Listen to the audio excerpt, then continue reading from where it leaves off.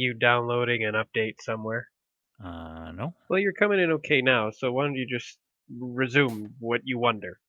Resume what I wonder. I wonder if we should introduce a character called the Subscribe. Interesting. Tell me more about this subscribe, and please tell me he does stuff old-fashioned quill and parchment. Well, I think he definitely does. He's a pint and pageman to be sure, but it occurred to me that it seems like it's important. I never want to become a YouTube channel that does the actual pleading for likes and subscribes, but I would like to work it in a kind of clever way where every now and then we have a guy who shows up named the Subscribe. At this point, Tucker sent Todd an image of a steampunk court stenographer on the Discord. Is your old-fashioned scribe?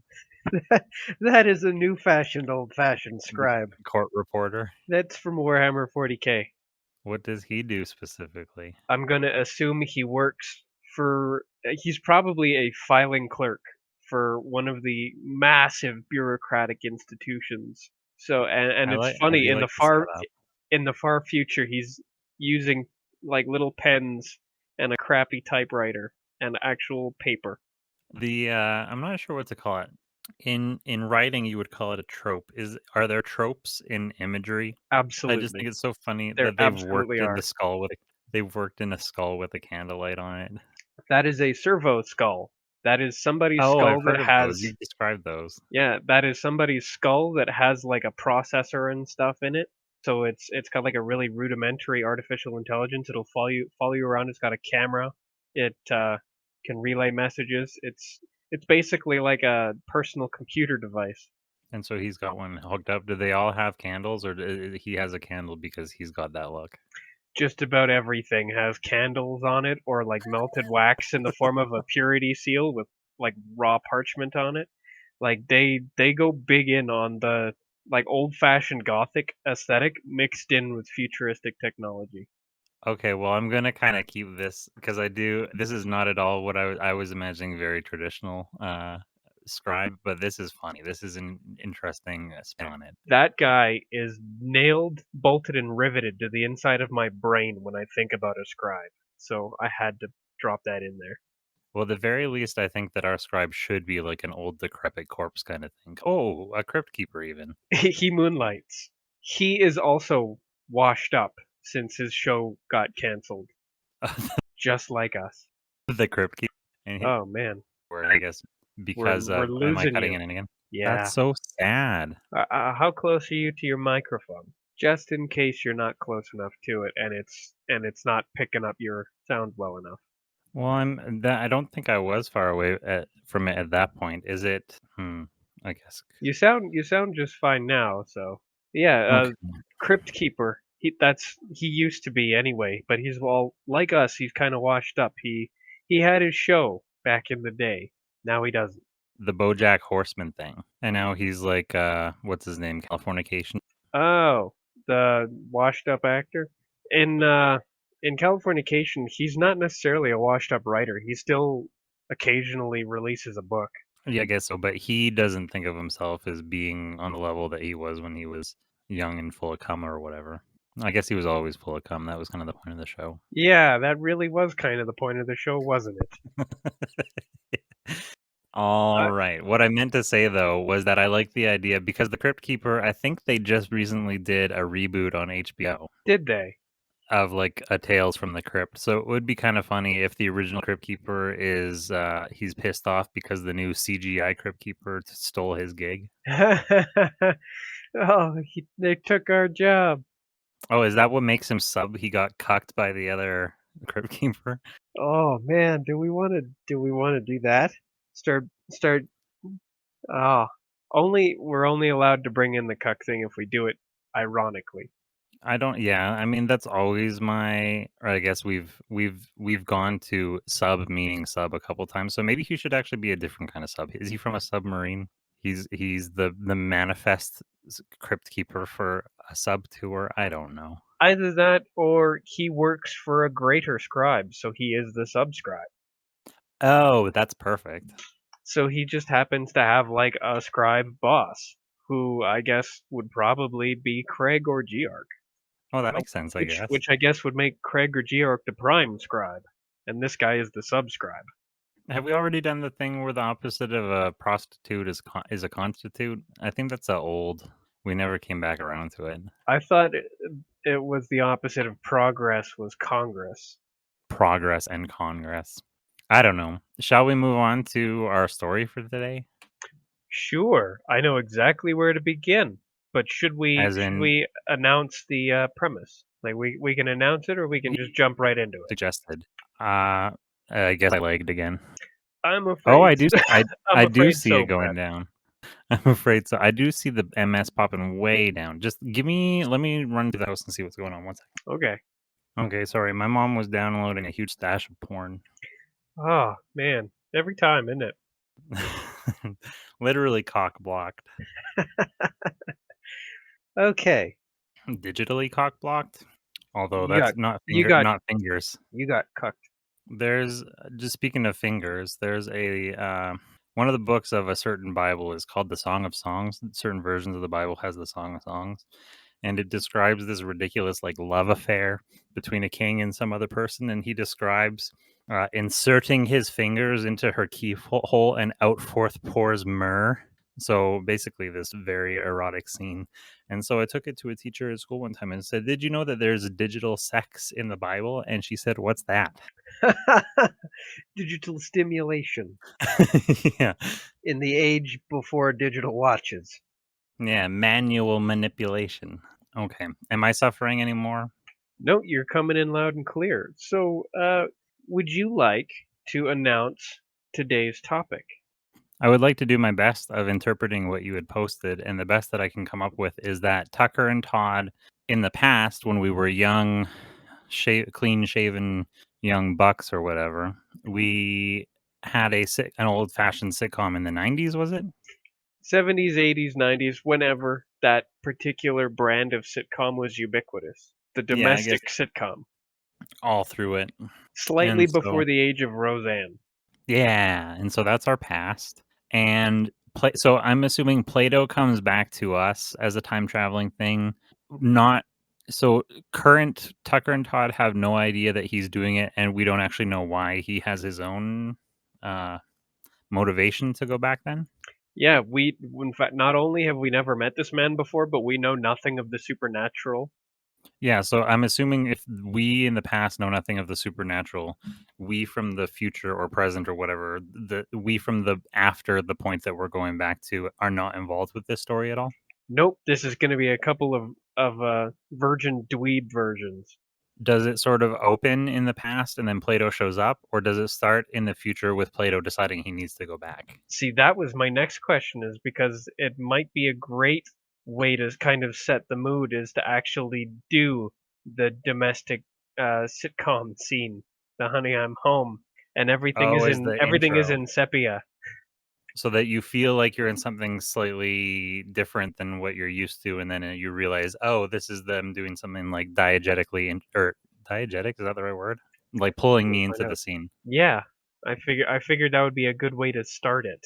Now, it can definitely smash cut out of that to Plato in the future needing to come back, but I think it's important to quickly establish that this is not the Tucker and Todd that anybody else is familiar with. This is way back.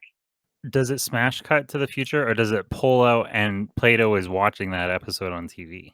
Oh, I like that so much better. I love the TV zoom out scene changes. You know I do.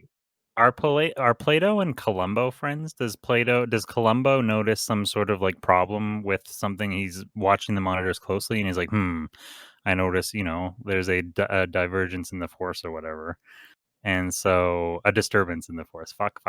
A disturbance. So he notices a disturbance, but he needs Plato to go take care of it? Or does Plato have his own motivations, as I kind of already said? I think Plato has his own motivations, but I definitely think Columbo is aware of him and is keeping an eye. Since Columbo is, I think we've already decided that he's omnipresent throughout time, so he definitely notices when stuff is out of place. Right. Oh, maybe that little reference then, a little nod at the end, can be when Plato comes back to the future. and has succeeded at whatever his goal was, Columbo kind of takes him aside and says, "I don't know what you're up to, but I know you're up to something. I notice you're like time hopping or whatever." Yeah, yeah. That would definitely be an opportunity for a confrontation because I mean we already know that eventually there's going to have to be some kind of disagreement with Columbo, also known apparently as Mom. Right. You're meddling with my boys.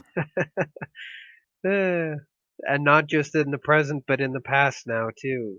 So yeah, we've got our domestic bliss, our honey I'm home, complete with laugh track. It's got to have a shitty laugh track, and it can possibly have some of that like 80s VHS like video grain, Mm-hmm. some of that, just some of that look. But you wanted to do the hero's journey. Right. I'm just trying to Is think of little gags that we could insert at the beginning there. We have the "Hi, honey, I'm home" sort of thing. Should we immediately have some sort of like after school moral dilemma that is very serious that cuts to that like trailing off saxophone that goes to commercial as the audience goes, "Oh, I hit the neighbor's dog. oh, you have the joke already." What was I can't remember what it was. I hit the Oh yeah, well that one involved actually killing the neighbor. I don't remember exactly how that went, how it started, but oh I saw him. He's dead. Somehow we killed the neighbor. oh, I just missed the neighbor or whatever. I just missed the Oh neighbor's yeah, whatever. you just missed him. No, I didn't. No, I didn't. Yeah. Did you see CD? You just missed. No, I did not. He hopefully that'll buff out. Okay, yes, but the hero's journey. I don't remember the specific order of it, so I'm going to look it up now. I remember there is the rejection of the call. I remember there's the meeting with the goddess, and I remember that there's the atonement with the father, but I can't remember the other like 9 steps or whatever. There's the call to adventure, supernatural aid, threshold guardian, threshold beginning transformation, blah blah blah blah blah, mentor, helper, challenges and temptations, helper, abyss, revelation, death and rebirth, transformation, atonement, return, gift of the goddess. I don't think I have the whole journey. Yeah, I guess there's different ones. Oh, you have the little yeah.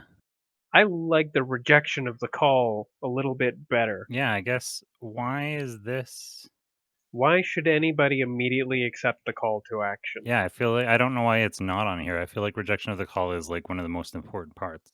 Yeah, because like you have to reject it, and then something has to happen where you reevaluate, and that's your literal first step of the hero's journey is you decide, fuck it, I'll do it.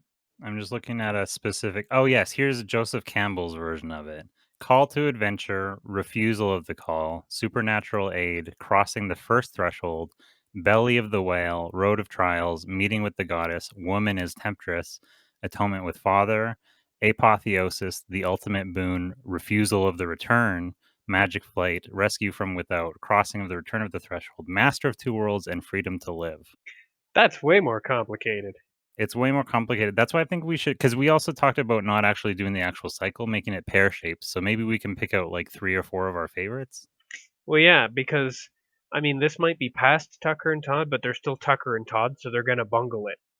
So whatever's going on, it's gonna probably, if it's gonna be literally pear shaped, that probably means it gets stuck at the abyss and like right at the bottom.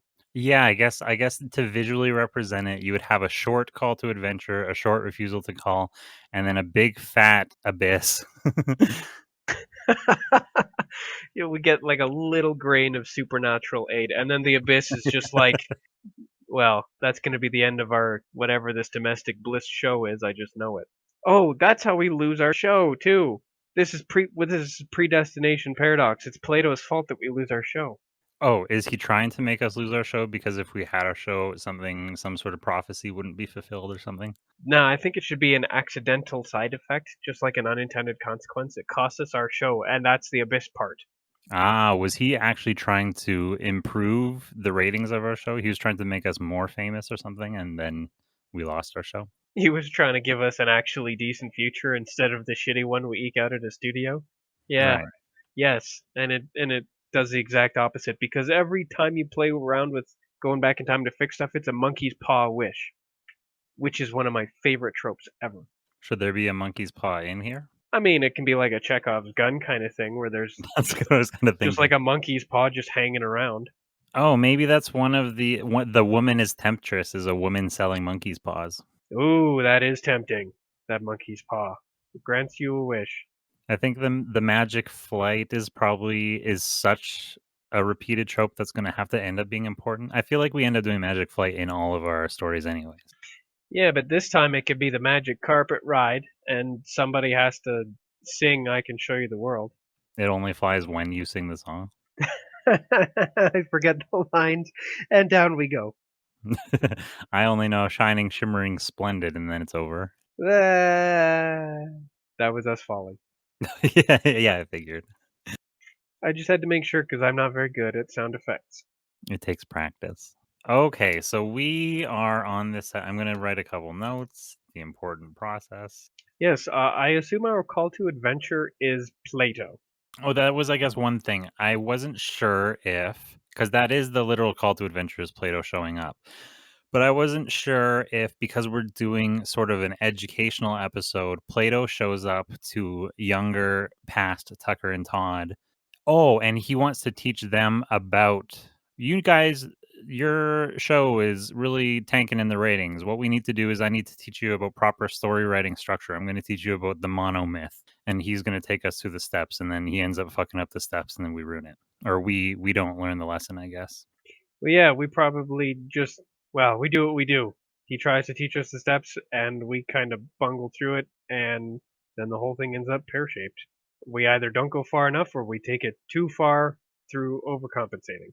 So he shows up and he says, I need every story has to start with a call to adventure. And we say, no, no, no. We've been saying since episode 1 of this season, we're not doing any more adventures. And he says, perfect. Which brings me to my second point. The rejection of the call. And so then we have to try to double down and try to refuse the refusal. The funny part is how meta it is for us to say that we're not going to do that anymore, even though these are our past selves. Oh, right, because these are our past selves. They already have a job, they say. Yeah. We have a contract. Oh, are we kind of fresh and green in the entertainment industry? So we don't want to. Are we kind of straight men in this actually? Yeah, we are, and we're definitely green. We don't want to make waves or screw around with what we think is a good thing. Yeah. Okay, I like that. No, we have a contract. Yeah, we have a good thing going here. Does Unto the Breach have something to do with whales? I'm just trying to figure out if we can tie in the belly of the whale with breach of contract. If you think this is bad, you should remember that time we were, and then it's a smash cut to being inside of a whale with Pinocchio. Oh, we were there. We were extras in the live action film. We were playing dead bodies inside the whale.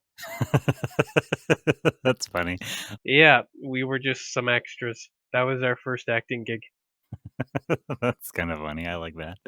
That's how everybody starts out, as an extra. Oh, is that how we say it? We worked our way out. Is it a tie into the we can't breach the contract? We've worked our way up from nothing. Remember when we were? I don't know the order of things. Yeah, I like that. We worked our way up from nothing. I mean, you should have seen us this time last year. We were dead in the belly of a whale. Oh, and then Plato's like, no, no, no. Oh, fuck. We already crossed the threshold. He has to go check his notes. No, I think we've skipped ahead. You guys have completely skipped supernatural aid. Right Why into the would I belly of the want whale. why would I want supernatural AIDS? Oh boy. Oh, wait, when did the AIDS epidemic become a really big thing? I guess we should make that joke. Late 80s, early 90s. Okay. Perfect timing. There's enough regular AIDS out there. We don't need Oh, supernatural I AIDS. like that. Yeah, I was gonna try to figure out supernatural AIDS. I'm still trying to get my head wrapped around normal AIDS. Oh, that's awful. AIDS is terrible. But that is kind of funny, the prospect of supernatural AIDS. I also think it's an appropriate time. I don't know necessarily appropriate time, but it's as good a time as any to start bringing AIDS jokes back when it's not just plainly tastelessly saying the word AIDS to elicit a laugh. Oh, you mean like everyone has AIDS? AIDS, Yeah. AIDS, AIDS. Wait, isn't that South Park?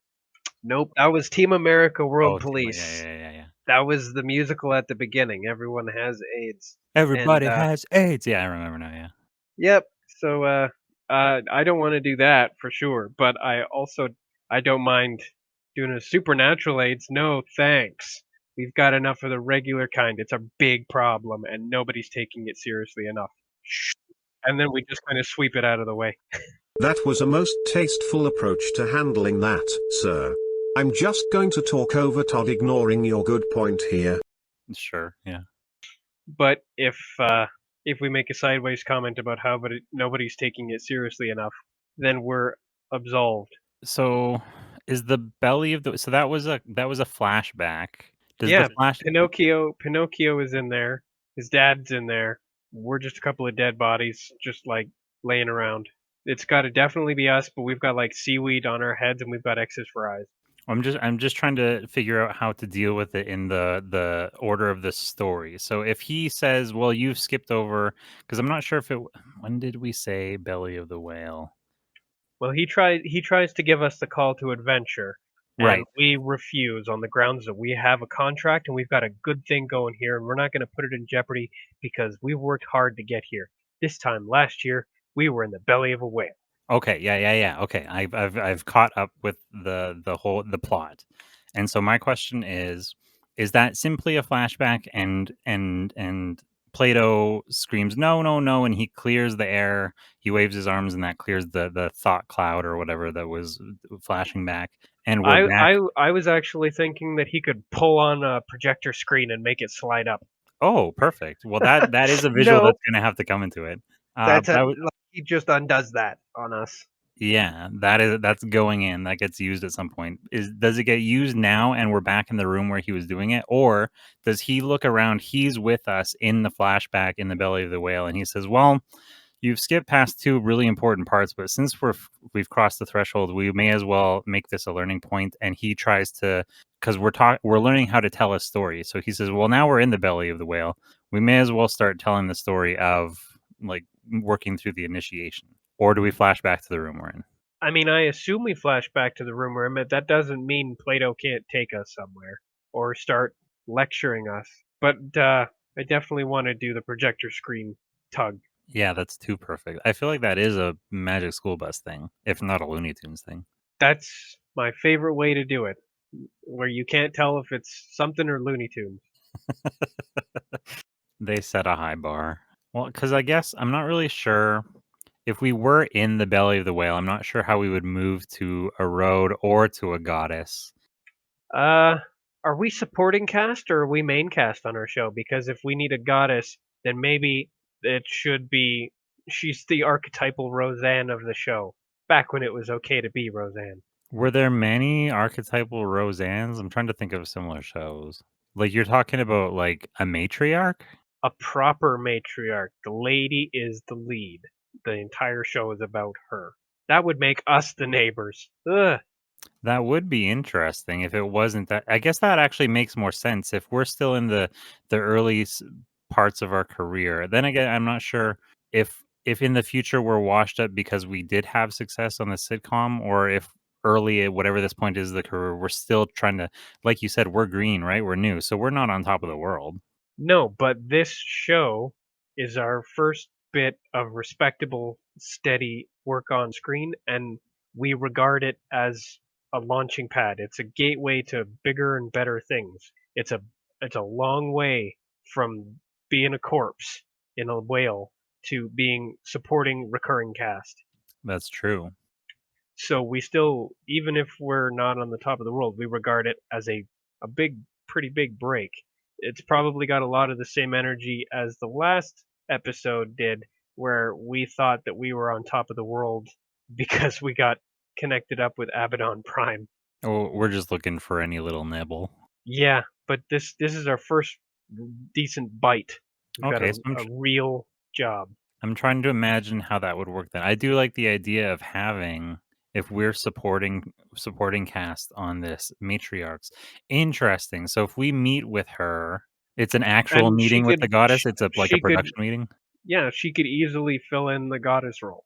And I'm all for uh, putting women in charge of things. And typically the goddess in the monomyth is I guess, for lack of a better word, a misogynist goddess. Like in a television role would be like the Kelly Kapowski, like the hot girl that everybody has a crush on. So I kind of like if we're gonna turn the goddess into just a woman with a lot of power. Yeah, I think it should be Mother Goddess style, where she's actually a matriarch of a brood. She's got a bunch of annoying kids, but So it's she's her she's show. super formidable as a matriarchal presence. So is it just Roseanne then? Is it Roseanne? Were we on I Roseanne? I don't I don't want to do Roseanne. She Okay. scares me, but it can be Roseanne like for sure. In fact, it should be Fran Drescher, Oh. but she's not the nanny this time. This time she's just like a queen of an entire household. Well, I'm okay with that. I got the voice. Okay. I Oh, love I is she love played Fran by Drescher. didn't we have a character who had oh, the Jersey Cow. Is she played by Jersey Cow? Hell yeah. Why not? I mean, we reuse characters, but uh, I'm not sure how that will fit neatly into the continuity, but we're about to break the space-time continuum anyway, so I guess I don't care. I can't remember if he'd ever actually made a character out of the Jersey Cow or just mentioned that Miranda's like, I have a cousin. No, we made a character out of her in a way because she's in the script I'm still writing. That's Oh, okay. the noir detective script. Right. She's missing this Jersey cow. I couldn't remember all the cows. I mean, I'm not sure we should put a cow in charge of this matriarchal household, now that I think about it. Do we want to say that this lady's a cow? No. Because then people might actually think it is Roseanne. Or Ooh. that we're trying to suggest it is. Ooh. Whatever, Roseanne, you didn't behave. Should it be an actual goddess? Somebody Plato knows? That would be even more interesting, actually. It's just probably Athena would be the least awful choice.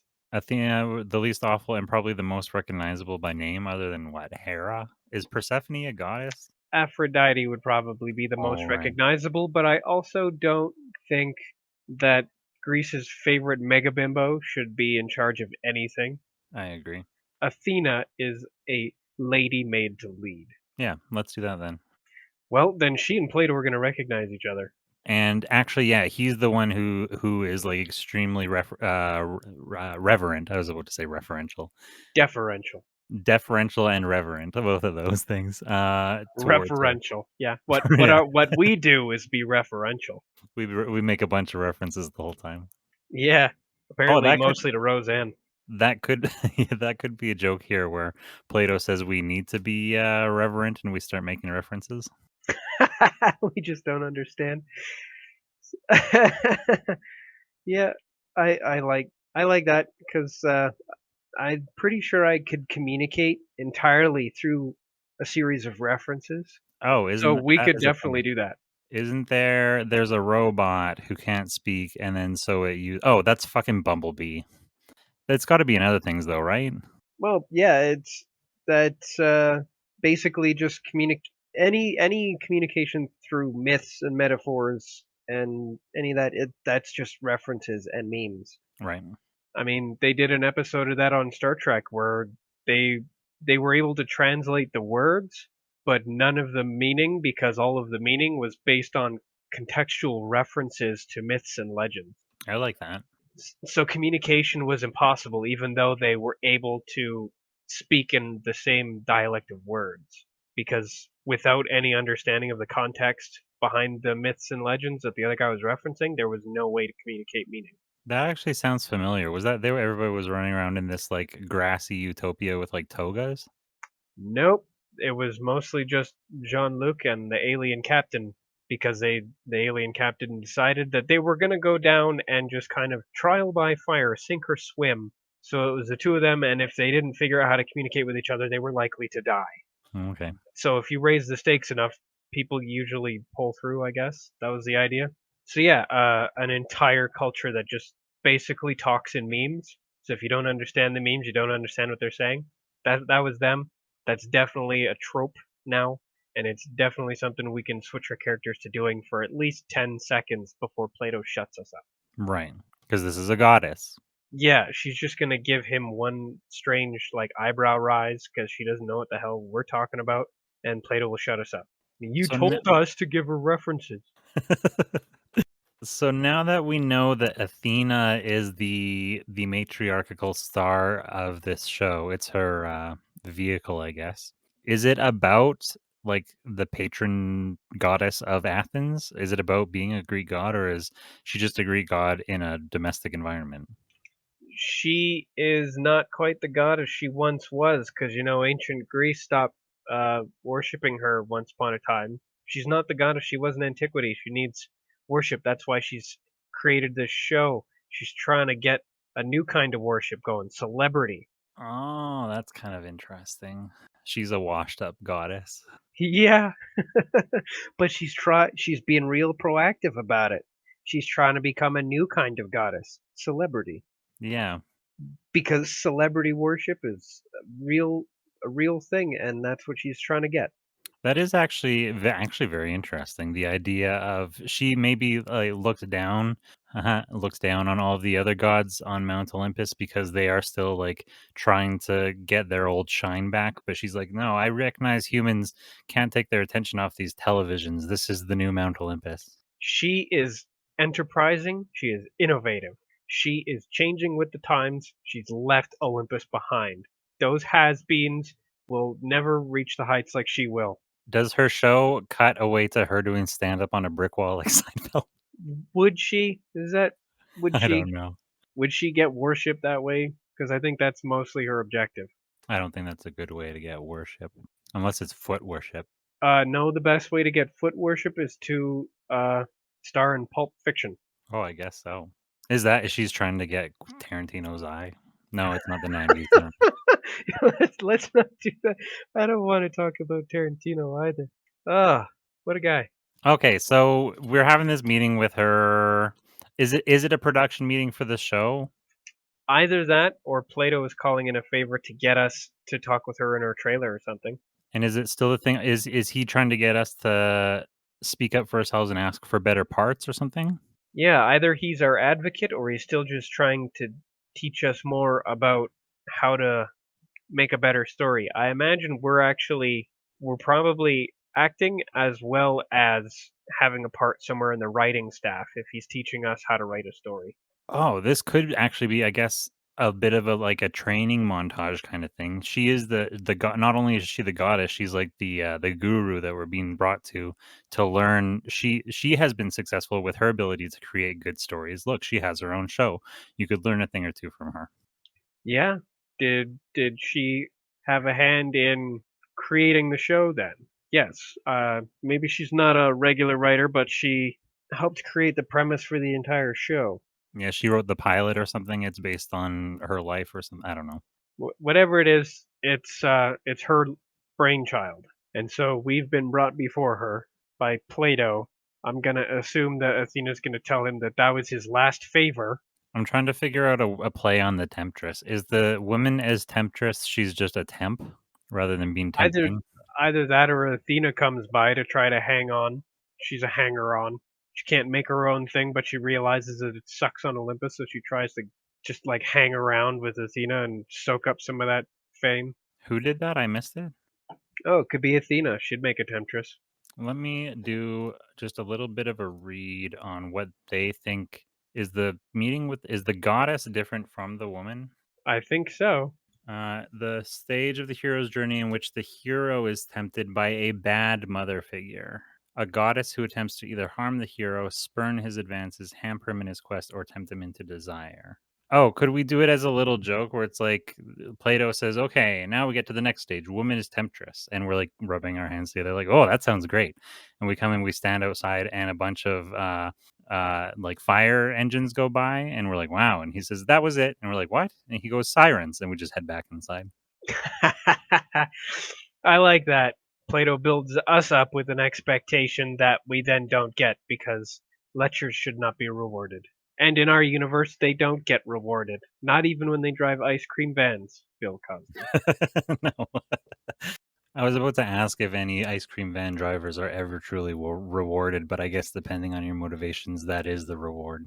Having a van full of ice cream? Yeah. That would be pretty great. Kids would never get to see any of it, though. Okay, so Sirens was just a really quick joke. Is Plato, no, well, because that was Plato's win, I guess. I was gonna say, is he starting to lose faith because he's like, well, we're skipping through all of these. Well, he skipped us through that one pretty quickly, but Plato knows best in that regard. Right. Now, atonement with the Father, I do think is one of the more compelling actual points of a story construction. But at the same time, I don't think we have a father figure. We have Columbo, but I don't actually know if he comes into our life until later, and he's already our mother figure in disguise. Right. So, if anything, Plato's our father figure now. Or do we have any? Do we have a priest? A priest? Yeah, a padre. I don't think we do have a priest. Maybe in a I cult. don't. I don't. Oh, yeah.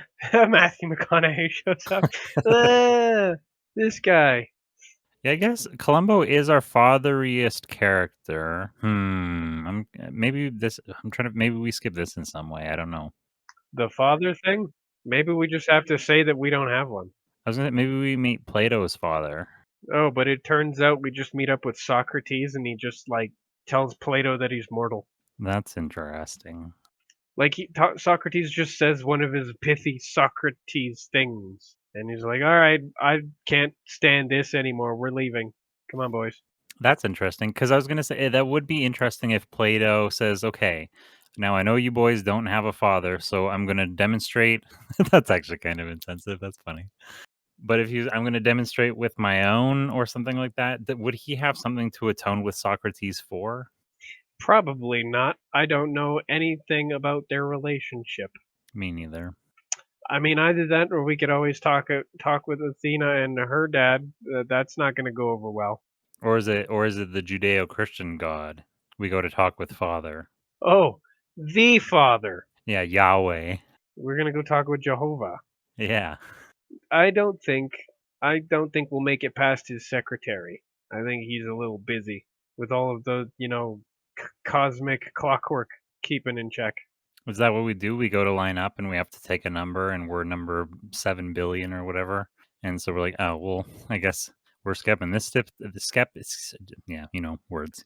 What's the human population at that time? Because whatever it is, our number is actually bigger than the entire human population to account for human population growth over the 3 centuries that it'll take us to get in. It was about 4.83. Yeah, it'll take us at least 100 years to get in, so it'll be like now serving something, and we're like 14 billion. Oh, I get it. Yeah. We'll be like, there aren't even that many people on the planet, and somebody will just say it's projected. They know how many people there will be when you're at the front of the line. Is it a Because skeleton that tells us that? why not? In fact, it's going to be a mirror of that scene from Beetlejuice. That's exactly what I was thinking of. Yeah. It is. Yeah, it is funny if we're like, what? That doesn't even make any sense. There's only, I guess we can't pull out smartphones, but we do some sort of calculation. There's only like 4 billion people on the planet. Skeleton turns. Yeah, it's projected. By the time you get to the front of the line, that's how many people will have been. That's how many people will be on Earth, etc. Or whatever. That's how many people will be ahead of you before you get there. Even then, that's how far behind in line we are. And so our eyes bug out and we pull out our little pocket version of the monomyth wheel and we go, we're halfway through the wheel and I don't feel like we've learned anything. Do we just like pick a section on the wheel at random and go do that instead? I guess that could work. Because there's a refusal of the return. Is there any reason that we would refuse to return? Oh, maybe we refuse to return our copy of Caddyshack. Oh no, the refuse to return is our contract gets terminated. We don't refuse to return. We are refused return. Oh. Because we went and begged for a raise or whatever? Or promotion? Well, because we went off on an adventure when we were supposed to be. Oh, right. We're fired. Oh, do we get a little we get beeped on our pagers? So we go to a payphone and call into the studio while we're still in line for God, and they're like, "You've been gone from the studio." And the little voice is shouting. The handset shakes as it screams or whatever. Yeah, and it even has a tongue when it goes. Right? Yeah. It has teeth while it's yelling, and then it has a tongue while it blows a raspberry. I really like this phone now. Yeah. Well, you can take it home with you. We're not going home anytime soon because we're in line with God. Oh, that's interesting. Are we actually stuck in line? Oh, we're refused return, but we also actually can't leave the line. Once you join it, you have to stay. Oh, well, then we're going to be there forever. Well, that's Plato's why, going to have to come and rescue us. well, not even Plato. Plato's stuck with us in line. We need rescue from without. Oh, yeah. That is a drop on our circle bucket. Yeah. So we skip. I mean, the rescue from without is kind of going to I got a bit of an accent. Is kind of going to lead to our magic flight, I guess. Well, in that case, it's Athena. Oh, she heard that we got fired. Well, she would know. She probably fired us. Well, then why would she come and save us? Well, because, I mean, we're already fired. Why should we have insult to injury? Because we'll be like, why'd you fire us? And she'll be like, a contract is a contract. Because she's harsh but fair. But she rescues us anyways because we're going to be here for the next 100 years. Oh, is there a line in the contract that says if your contract happens to be terminated while you're in like a divine dimension or whatever, then they provide return service or something? A shuttle will be provided. Yeah, while you're within some realm of divinity, a shuttle will be provided.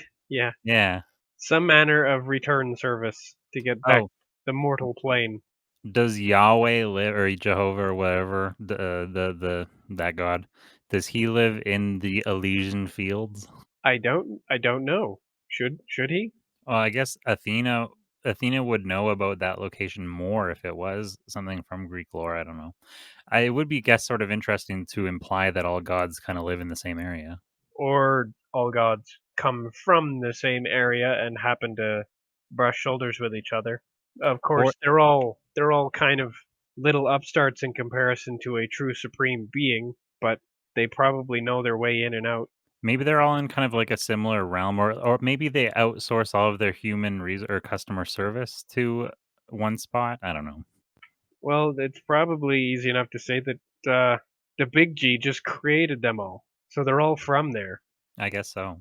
You get a pantheon, and you get a pantheon. He's like Oprah. Yeah, maybe God is Oprah. I think that's been done actually. That does sound like the kind of thing that's being done. Oprah is God. No cursory search results. But I feel like on like Chappelle show, Oprah was God or something. Well, briefly, Oprah was his wife. Well, I do remember that. Yeah. Oh yeah, I quit and he kicks the garbage can. It's Yeah, funny how yep, some things are so like burned into your memory. yep. He had a little tantrum. He's like, I quit. And just shits on everything. He's like, my baby mama is rich. Stedman, your ass is mine, bitch.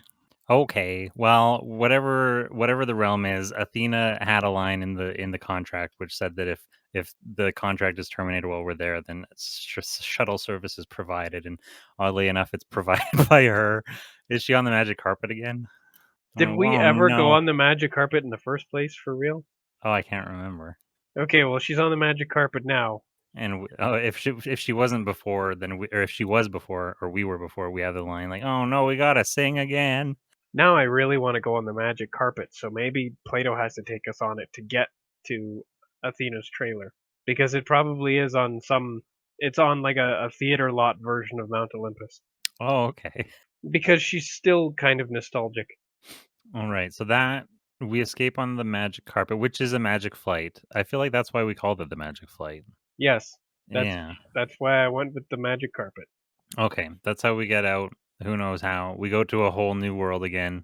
It's actually the old world, the whole Yeah, old world, it's the same old world. same old world. Yeah, I like that. Actually, that is funny. If we're like, oh no, do we have to sing again? And it cuts to us singing extremely like totally deadpan. It's Oh, the the same same old old world. world. Yeah, that's funny. Yeah, and I guess it probably doesn't power the carpet very well, so it's a bit jittery. Oh, the cough is like backfiring, coughing, and sputtering. Yeah. Spitting out black smoke. Yeah, exactly. It doesn't have a tailpipe, but it happens anyway.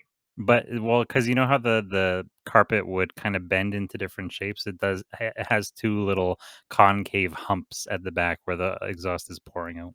Oh, I like that. Okay, so that's how we cross the threshold again, which leaves us with 2 steps, both of which are kind of the same. We become a master of 2 worlds. I don't see us becoming masters of 2 worlds. No, at the very most, we are masturbators of 2 worlds, and even that is a bit generous because Oh, we really no, didn't have the time. I've got it figured out. So 2 Worlds is that Tarzan song by Phil Collins, and if we had the master tape of it, that would be the Master of 2 Worlds. So we're listening to the Master of 2 Worlds by Phil Collins at some point by the end, or it's a MacGuffin of some type. Oh, did we have to go to did so reverse Okay, take engineering your this? breath. Take your breath. Yeah, trying to like retrofit or reverse engineer some of the story. Was at some point the reason that we went on this whole thing was to get the Master of 2 Worlds? To what end, though? Well, if Tucker and Todd had possession of the Master of 2 Worlds, then we would have a Phil Collins song on our own soundtrack, and we would have been as successful as Disney's Tarzan. That is the kind of weird, inexplicable logic that I've come to expect from Tucker and Todd. But the objective of all of this has been to take us on the hero's journey. You're right. So I'm not sure unless we just happen to have it somehow. Or maybe it's just a throwaway joke, and Plato hates that song, and he just wants to destroy the Master of 2 Worlds. Hang on, boys, we have a stop to make. An exterior shot of us flying away from a mansion with like security sounds. There's dogs barking and air sirens and spotlights going, and we fly away from Phil Collins' estate. Mel Gibson is chasing us in a van. That was a good scene. I've got it. We finally got it. The Master of 2 Worlds. What? Never mind. And then he just like takes a lighter under it and destroys it. Tosses it flaming out the window. He rolls down an air window on the carpet. Yeah. I don't see why not. If we're gonna have this thing doing all kinds of I mean if it's got tailpipes it can have windows. He just mimes rolling down a window and then tosses it and then rolls it back up. After he I want to play around with that because after he does it back up, I want to throw something and have it bounce off the air back at me. Oh, because you're skeptical. You're like, that's stupid, and then you try to do it and it just falls in your face. Yeah, because it turns out that if you pantomime it on the magic carpet, it works. It's magic. Yeah, and I was like, because these are skeptical Tucker and Todd. We're like that's goofy. What'd you do that for? There's nothing there but air. Oh yeah, toss that pop can out. Fine, doink, right in the face. I don't know what the first thing that I popped to was. I try to make fun of you by doing the tongue in the cheek, the blow job miming with the tongue in the cheek, and I try to mock you, but then I gag. Ew, that's very funny. I think it's a bit too much. It doesn't really fit though. It doesn't, but there's room for low hanging fruit that's still funny in the whole if you pantomime it, it becomes real in here joke. I would like to bring it back. Maybe someday we go back to the land where the magic carpet came from, and anything that you do in that place, anything that you pantomime becomes real. Well, obviously that's gonna be Imagination Land. Oh yeah, that is Imagination Land. I guess we could Hey, invade Imagination Land. we absolutely can, and there's lots of opportunity for future plots involving Imagination Land. Well, technically, so far we have made it all the way through our wheel, and I think we ended up making it through more of it than I intended to. But we did also change enough of them. Was it being pear shaped an important part of the story of this plot, or was that just kind of like a throwaway joke? This was supposed to be a Yeah, wheel. that was kind of just a throwaway joke, especially because it was more figurative. Because the idea is that we more or less make a complete mess out of anything that we get involved in. Okay, so I guess we would have to get to a point where we're kind of back at the studio, maybe, and we're talking to Plato, like, okay, so we did all of that, and what exactly were you trying to teach us? How to make a better story in the job we no longer have. Thanks, Plato. Because of course we don't even have the studio. We're now just like Oh destitute. yeah, We have nothing now. They took away our trailer. was the trailer the only place that we had to live? We go back That to was try all to we get on the trailer. We're locked out. Oh man, my crackers were in there. Yep, that was all we had. All of our stuff was in there. So thanks to Plato, we're destitute. Does he have to try to make it up to us then? I think naturally, yes, that would be the correct way to continue this. Is he has to make it up to us somehow. Because I can't. I'm trying to. I'm trying to go back through. Unless you can think of a proper way to end it there. The other option would be go back through that journey and try to pad in some of the steps, or just figure out where we go from here to kind of actually finish the story. Oh, do we get it in our heads that if we do the hero's journey in reverse, we get our job back? Oh, that'd be funny if we got that in our heads, and it'd be fun. Would it be even funnier if it actually worked? Yes. Yes, it would. And I think Plato should take the credit for it. Could there be a nod here to Ferris Bueller where they try to drive the Ferrari backward to roll back the miles? Yeah, absolutely. Because thanks to losing our job, now we too have a day off. Yeah, we have a little mental breakdown in a pool, and then I don't know, walk around there. Was it a Detroit jersey or was it a Chicago jersey? Oh, who remembers? It was a Detroit jersey. I don't know if it's important. Okay, I do like the idea of going through it backwards. Me too, because it's an opportunity to get our job back and also to, you know, make better jokes out of some of these things by doing them in reverse. Yeah, and I was trying to think, would we go to the exact same places in order to repeat the step, or would we try to go like, okay, we did it wrong last time.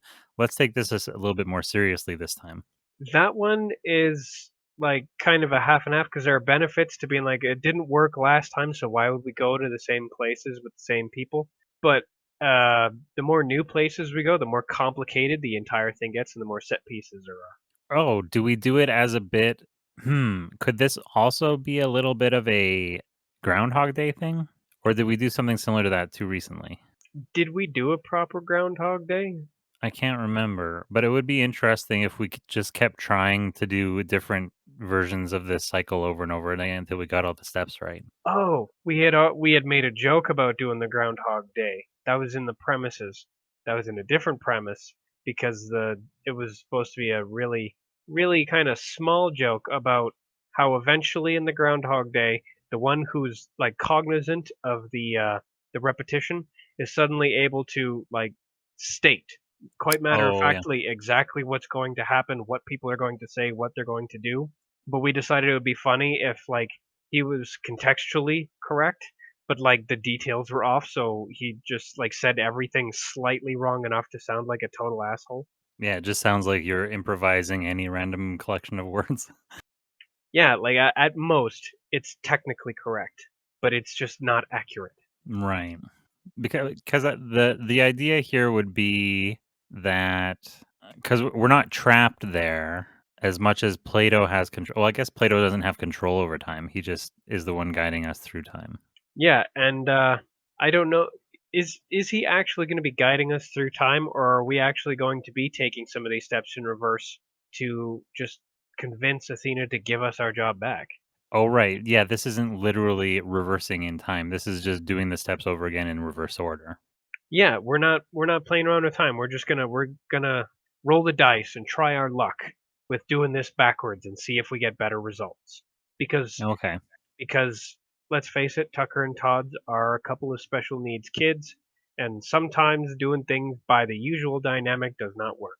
That would be interesting if it's sort of in reverse, but oh, is it do we try to do it in reverse or do we get to a point where we're actually going through the cycle?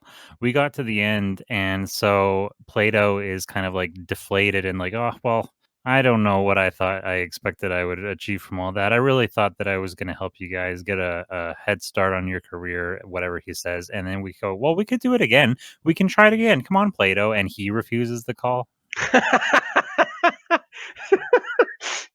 So we're gonna take Plato on the hero's journey. That's Right. funnier. He's refusing the call. Yeah. That's it. That's it, Plato. You're refusing the call. That's good. That's good. Now we can go forward. Does he immediately perk up like, "Oh, I am refusing the call," or is he refuses a little bit more? Actually, he probably would perk up because he's, hey, that's right, you remembered. Because we're not looking at the chart. Aw, We're that's kind of we're doing it by memory. a goosebump moment.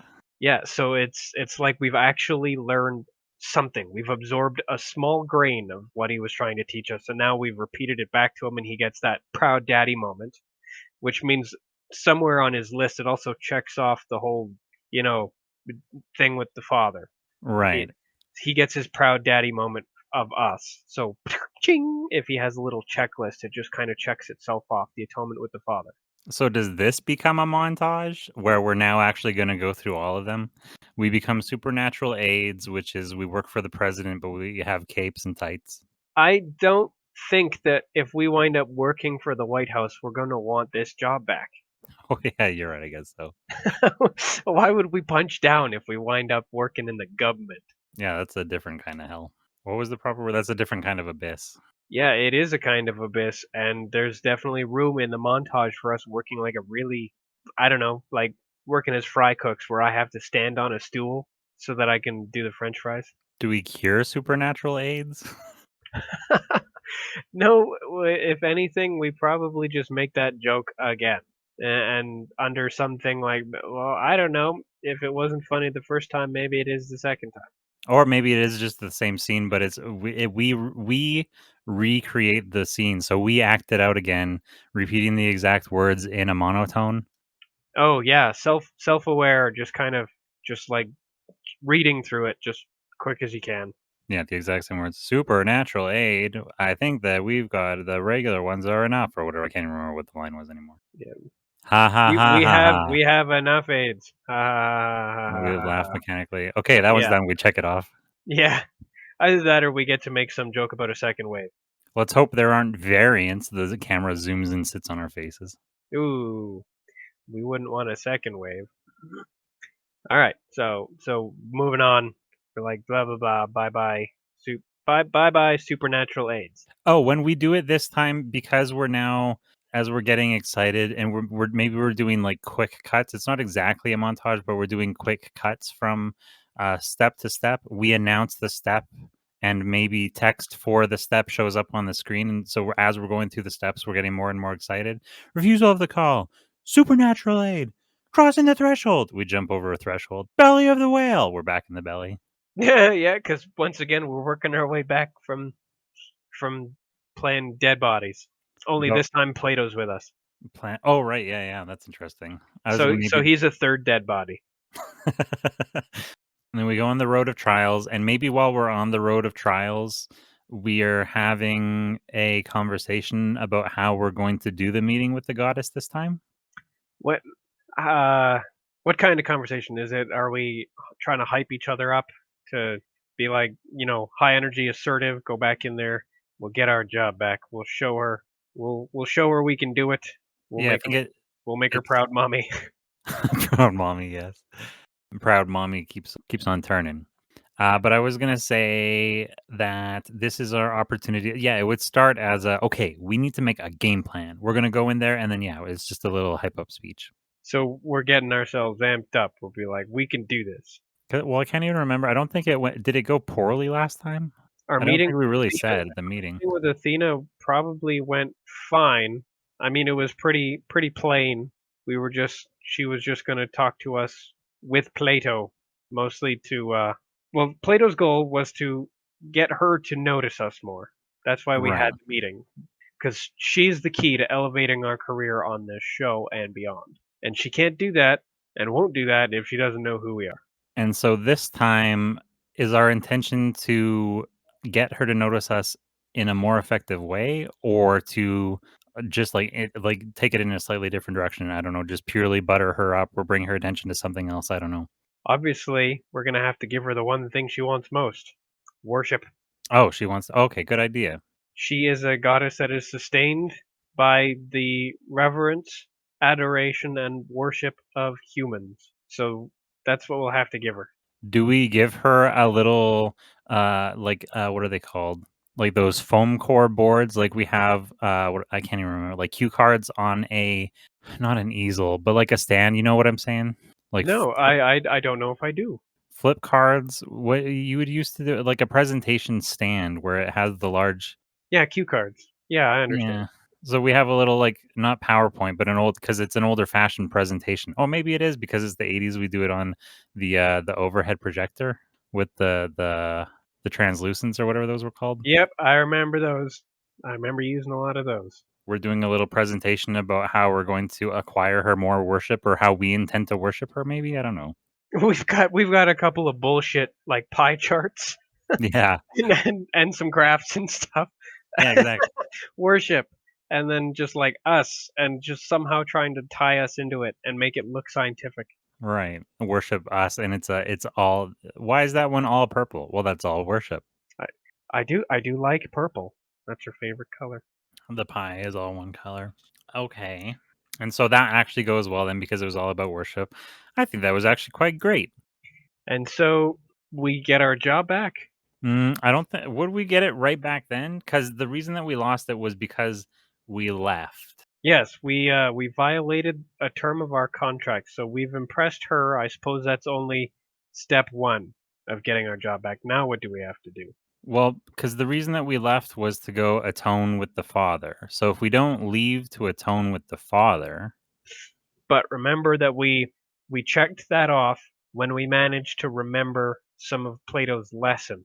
So he immediately took our father figure role and became proud daddy, which checked off the atonement with the father. okay. Which means probably immediately afterward those fire trucks have to drive right back by to be sirens again before we go and have our meeting with the goddess again. Oh, right. We run outside. Sirens, we all announce it at the same time. Then we run back inside. Okay, okay, now I'm back on it. Now I'm back on it. We do our proud daddy moment, then we got to do the sirens, and then we march right back to the goddess, and we manage to impress her with our pie charts and our graphs with our overhead projector. We just it's like that scene from A Clockwork Orange. We basically strap her down and make her watch, and then Yeah. we proceed from there to the road of trials. She's going to give us a chance to earn our job back. That's the road of trials. And the belly of the whale. We have to go back to working that crappy job in order to get our nice one at the show again. Okay. So we're going to actually take them in reverse clockwork. Yeah, counterclock. No, actual clockwise because they're already counterclockwise. So we're going to be going clockwise. So there's the sirens meeting with the goddess. Road of trials. Belly of the whale is frankly part of the road of trials, if you ask me. Yeah. Yeah. I feel like the belly of the whale is one of the trials. Yeah. In fact, if anything, it's the very first of our trials on this road of trials as we earn our job back. And Right. then somewhere we have to cross that threshold. And then we get to do the supernatural aids joke. Oh, so we are going in reverse order fully? Oh yeah, we're backing it right up until we can get to equilibrium and stability, which is our job. Oh, because I thought it would be interesting if once we had atoned with the Father and received the jobs back, then our apotheosis would be us getting promoted up to like from recurring role to like main cast, which is the ultimate boon also. Uh which we maybe turn down as our refusal to return. I don't know. Oh, no, I like that better. Yeah. So we I we mean, earn our job back. That's where we cross the threshold again. So crossing the threshold, we get our job back. That's apotheosis. So then we skip from that point and go counterclockwise again to apotheosis. The ultimate boon is our job. The refusal to return is either we refuse our promotion or uh, we get another opportunity and we refuse that in order to accept our promotion. But the other oh, opportunity is to get in on podcasts from the ground floor before they ever become cool. right. I guess, yeah, the refusal of the return, if you're following the story, is the return to the whatever they call it, equilibrium eventually. But this is the refusal of the return to something less than what we were aiming for. We take the job and we refuse to return to being janitors or whatever bit parts. Yeah, yeah. We refuse. We refuse a small time role in a film that goes on to be massively successful, and the person who wound up in that role goes on to become a massive celebrity. Or we go to the airport to book a magic flight and we refuse the return ticket. So we leave and violate our contract a second time. Yeah, Yeah. Okay. that would be a good way to never learn anything. Yes, it would, especially because we get our hands on this chart and we start doing these things literally. We no longer have Plato as a guide. We're just taking these as they come on our own. That would be very funny and a very Tucker and Todd thing to be like, Plato said this is the key to everything. If we just follow this, everything will be fine. This is a cheat And then sheet. everything is not fine. No. But at least it makes a good story. And that's how it ends. That we say, but at least it made a good story. So we lose our job again, and thus our future state is once again assured. Plato gives up at trying to assist us in improving our future selves before we are our future selves. Oh, does that all zoom out and dreamy doodaloo doodaloo doodaloo to the future where Tucker or Todd is holding a dusty copy of the monomyth wheel going, do you remember that time we lost our jobs at whatever? So yeah, it dream fades out, and there we are. One of us is like going through old boxes or something for some reason, looking for something. Hey, did you ever find that thing? No, but I found this. Do you remember this old monomyth wheel? And then it should probably dream fade out from that again, because there's Plato watching us on that TV again. Only he's watching present us and kind of being vaguely disappointed. Right before it does that, you're holding in one hand the wheel saying, remember when we found this? And then you toss it back in the box and go, oh, found what I was looking for. And it's the master of two worlds. Oh, I like that. That's funny. And then it cuts to Plato. And then it cuts to Plato, who is watching us in his study, in his time capsule, whatever, wherever he is, and there's a knock at his door. It's Columbo. I thought it was Phil Collins, but okay, it's Columbo. Well, we already agreed that Columbo was going to pay him a visit. Oh, right. Yeah. That's what this is. Right. Okay. So Columbo, and Columbo's so come. Columbo just says, I feel like Columbo would have to say something fairly simple and what's the word, cryptic, like I know what you're up to, or I saw all of that.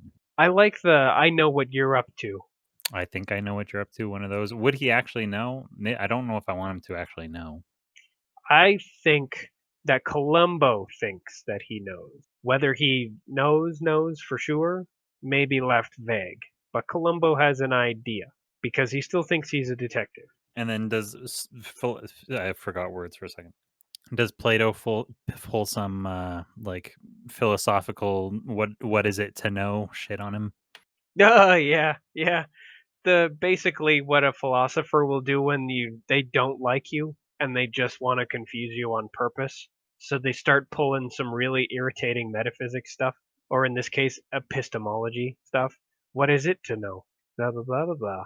Just starts giving them some philosophical jargon until Columbo's got question marks for eyes. Then he's just gonna like kind of shake his head, wave his hand, and be like, "Enough, enough, enough." And then he just turns around and he starts leaving. And then he's like, "And one more thing, stay away from my boys."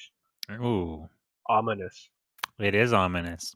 I wondered if it cuts again to Plato's eyes and does even more ominous, like an eye squint as Columbo leaves.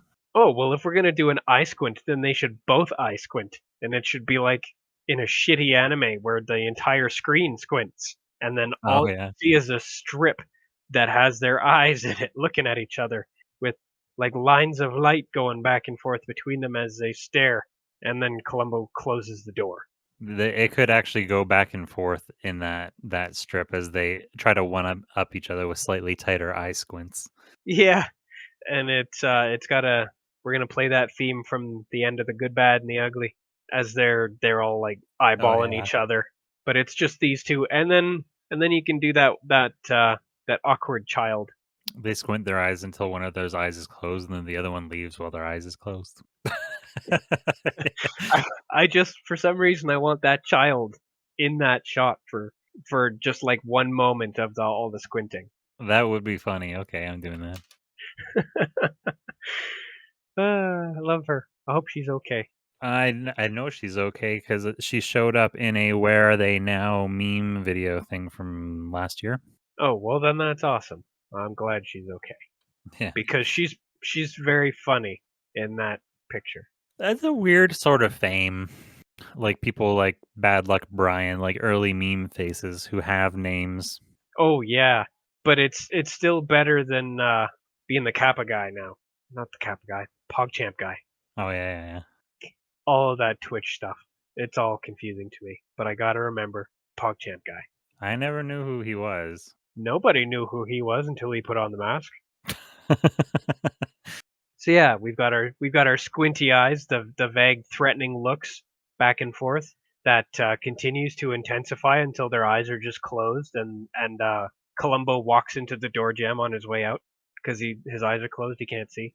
Oh, and then maybe so he has that little confrontation.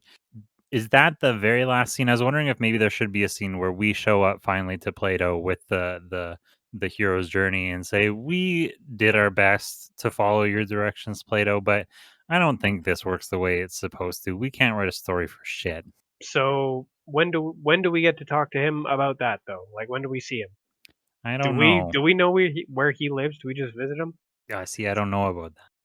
Or do we kind of just monologue to ourselves in that way as we toss it back in the box? I don't know what Plato was on about with that thing. It never worked out. Oh, maybe that's actually a good idea because maybe the hero's journey wheel becomes a bit of a MacGuffin for our season. I know it's a little bit midway-ish or one third of the way, I guess, but um, if if we don't see the power of the monomyth because we didn't actually learn the proper lesson, it seems kind of like we did get our jobs back and correct it properly, but it has untapped power that is capable of a lot more in the right hands, and maybe we throw it into a box of stuff and it's sort of like a Smeagol and the Ring kind of thing. Somebody else finds it later accidentally and comes to wield immense power.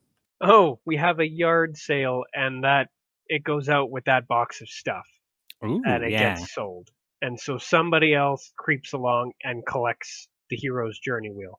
And also we definitely didn't do it because we lost our jobs in the end anyway, Yeah. because we're idiots. So, oh yeah, you're right. So is the last scene of this little bit? We're just never land on a word. This bit is that the yard sale 7 months later or something like that. Oh, is it? It'll actually have to be cut back to present time when it'll be present time when we do the yard sale, finally getting some of this stuff out of here. And it is definitely straight woman who's making us tidy up the place and get rid of some of this junk. Ah, yeah. Because without her we would be truly lost. So out our junk goes, but it's in present day. So it's just, in calligraphy on the screen, black white text on a black background, present day. And there we are, packing stuff up. We find the Master of Two Worlds, of course. We decide to keep that. Yeah, we're not selling that. And then we take out the box that happens to have the hero's journey in it. After we take it out, look at it, and monologue about it, then frickin' actual Smeagol comes by and purchases it because rather than have the hero's journey mutate a person into a Smeagol, it's just already a Smeagol. Either Yeah. that or the mutation is almost immediate. Just picking up the box causes them to become cursed and hunchbacked. He walks up as like fat Hobbit Smeagol, and the moment he picks up the monomyth, he turns into a golem. Yeah, It's Ian Holm probably walks up as funnier if Bilbo. he's already kind of weird. Oh, is it Gollum in street clothes? Yeah, he's and it's the oh no, I guess it's present day, but since era doesn't matter at all to us, he's got a topless visor on his head. You know those when people Yeah, wore those a lot. yeah. So his bald head is sticking up through a visor. He's walking upright. This is a very funny image to me. Yeah, he's walking kind of like Shaggy from Scooby Doo, Yeah. with long sweeps of his lanky arms. Yeah. He picks up the box and fishes out the hero's journey, and he just like strokes it. He does.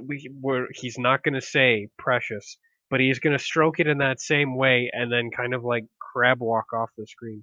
Well, yeah, So because he would stroke it. He strokes the circle on the page. He strokes the wheel in the circular motion. absolutely, Does he jam it on his finger? I don't think so. Because I don't think I ever once saw Golem actually put the ring on. He Oh just yeah, I guess that's holds true. it. He just likes to hold it and pet it. Just right at the very end. Yeah, and that's it, mostly falling onto his finger accidentally. But I like that. He I would have like been the happier to catch it. true. I like the disappearing over the horizon, continuing to stroke it. Yep, he just kind of creeps off, and he's stroking that ring. Sounded unnecessarily sexual. And are we just kind of like sad? We're like, hey, that was $2. Are we He suggesting he didn't pay for it? Yeah, he didn't pay. He just ran off with it. Oh, well then we'll be really mad. Now it's a real MacGuffin. We're gonna have to go get it back. Either you give us $2 or we're taking the box back. He gives us all of the box except for the hero's journey, and then now it's a MacGuffin. We have to get it back. Okay. But Yeah, only because we get it wanted back to be because paid he for it. didn't pay for it. We want that $2. Yeah, we have no concept of the actual power of the MacGuffin. We just want our $2. Yep, either $2 or give it back, Mister You. Like that. We team up with the Fargo cops to go on a cross country chase. Oh yeah, absolutely. All the way to Mordor. Cops in Mordor. I'd like that a lot. L. Ron Hubbard is there. I mean, obviously he's gonna be there. Isildur! You have to destroy it. That's interesting. Well, now I'm kind of excited. I'm putting this in premise ideas. Oh, we're gonna ruin the Lord of the Rings. I mean, if there's any way to truly ruin the hero's journey even further, it will be by ruining the Lord of the Rings. Okay, so Gollum carries it off into the sunset. Hey, that was $2. Oh man, that guy just ripped us off. And then it'll dim, and I guess that'll be it. Except just as it starts going dark, somebody has to say, "We're getting our $2." You know, a cliffhanger line. When you said somebody has to say, the first thing that popped into my head was we giggle. We say AIDS. That seems like a terrible idea. It's a terrible But it's idea. funny. It's funny. But we gotta, we have for a second that monomyth. I thought I said mommy myth, which is a Freudian slip for Todd to make. Of course it is. Every time, any chance there is, I feel like that is the closest thing to a recurring joke or a catchphrase that Todd has. Is he's constantly making Freudian slips with anything that sounds like mommy. McGollum. I like that. Okay, so he slips off into sunset, and one of us has to say some kind of cliffhanger line, and this isn't a two-parter. That doesn't make this a two-parter. That's just the next episode. No, I understand. Yeah. Okay. Phew. But I do like. Oh, and we'll get that $2. Yeah, we'll get that $2. Although we maybe don't have to do that one next week. We can skip a week and then pick it up then. Maybe next week we're a little too busy to go get our $2. We might even make reference to it like, well, that seems important, but we probably don't have to follow up on that unless we hear anything. Nice. So we wait for some kind of story beat to get dropped on us. Yeah. And somebody else makes a Then we go reference get to it. Remember when you guys said you were going to wait for a story beat? Oh, we're gonna come across something that we really want that costs $2. Oh, yeah. We need our $2 I mean, that back. seems obvious. We need to go get our $2. There's no other way to make $2. We need that $2. That is like how children think. That's how these children think. Yeah, I like that. We need our $2. That's the only $2 we know for sure that we have coming to us. I understand that feeling though. Yeah. It's so hard to play video games to play in worlds in which you can sell junk and then go back into the real world where it's like, God, I wish I could just like sell this bookcase and sell these books and sell these tools, and then now I can go buy lunch. Well, yeah, you can't just take it to Bellathor's general shop. Just dump it. Where did you get 800 wheels of cheese? From the console commands. Why didn't you just give yourself some gold? Because it feels more like cheating. Okay, well, I believe that is an entire story. That's a wrap. Everybody. That is a wrap. A Peter wrap. That is a People for the Ethical Treatment of Animals wrap. Oh. I work for PETA, and I'm here to say it's the Peter wrap. Don't kill the whales, okay? Yeah. Club those seals in an ethical way. Brutal. Well, all right then. Did you get everything out of that you wanted Plato to visit the past for? Yeah, that and more. I didn't expect to drop seeds to grow into a new story later. We planted a fair amount of seeds. We actually know what our, at least one of the shows that we worked on in the past is now. We can go back to that later. Yeah, now we know what our domestic show was. We weren't the main cast. We were obviously just recurring characters. And we know Athena. We are the neighbors that get hit. Oh, yeah. I think we had another thing with a neighbor with a fence. I don't know. sitcom stuff. Oh yeah, there was one where because the neighbor's face is always hidden by the fence. Oh yeah, how But he's it putting turns effort out into that dodging. the neighbor actually just has a fence in front of their face all the time. So when they leave to go back into their own home, they still have a fence in front of their face. In fact, their whole family does. I think we decided that they Oh, were yeah. all actually spiders. And the way they keep themselves disguised is by always hiding behind a fence. Right, yeah. How ridiculous. Yes, well, we wanted to take the always hidden behind a fence trope and take it all the way to its logical extreme. But that's a ramble for another time. I think It is. this cast is complete. This is a complete cast. It has been a complete cast. Every week a new order of these words. Every week. But But it you've starts been like this.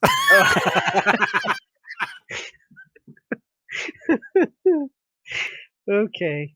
One day, I think by like season 7 we'll have an outro that's kind of well practiced. Probably. You've been Todd. And you've been Tucker. You've been an audience. And this has been a cast. Thank you, everybody, especially you, Craig.